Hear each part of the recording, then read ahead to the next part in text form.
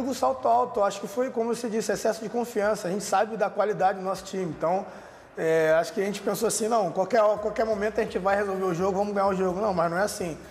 Tem que entrar concentrado, tem que entrar com espírito competitivo desde o início da partida.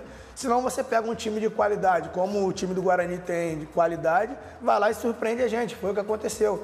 Vimos alguns vídeos do Guarani, a gente sabia, a gente eu também particularmente eu não conhecia, só fui conhecer depois que a comissão técnica começou a passar, quando a comissão técnica passou alguns vídeos pra gente poder analisar. Mas a gente não sabia que o Guarani tinha uma qualidade mais acima da média do que a gente esperava, por se tratar um time do Paraguai.